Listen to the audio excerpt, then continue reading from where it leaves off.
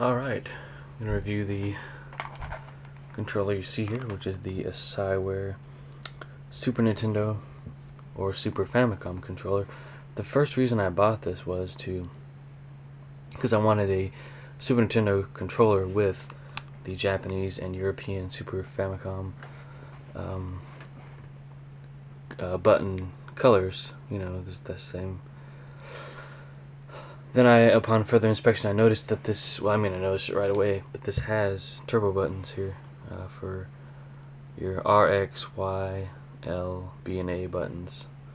And you can turn up the settings here from slow to medium to fast. I did play with that a little bit with Yoshi's Island for the Super Nintendo and enjoyed it.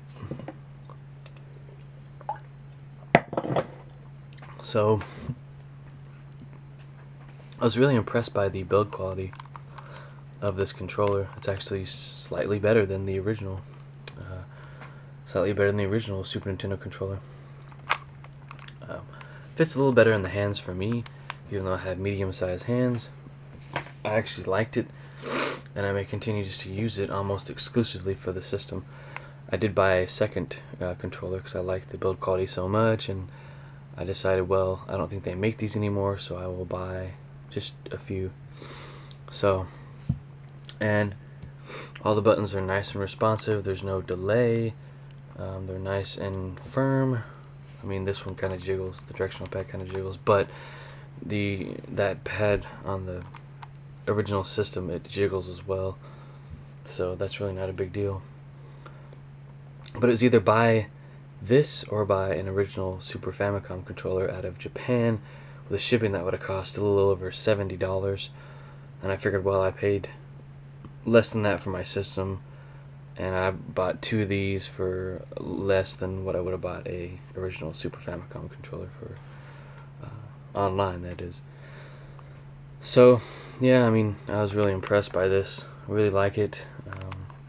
It hasn't yellowed. It looks pretty much brand new, feels brand new as well. So whoever had this before me didn't play it all that much. My other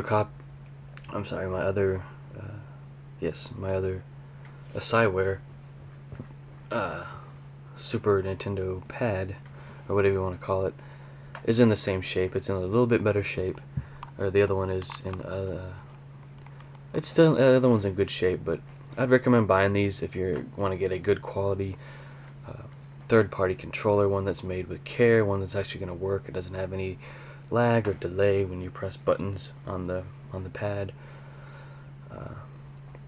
It's just made well, and it's not going to break the bank when you buy it. It's not expensive at all, especially if you find one for really cheap in a store. I had looked around for extra Super Nintendo controllers, so now I actually have 4 Super Nintendo controllers. So these are well worth your money, and they're not all that rare out there. They're fairly easy to find online, and I haven't seen any in stores, but maybe you'll be lucky enough to find one. So that is my review. Thanks for watching.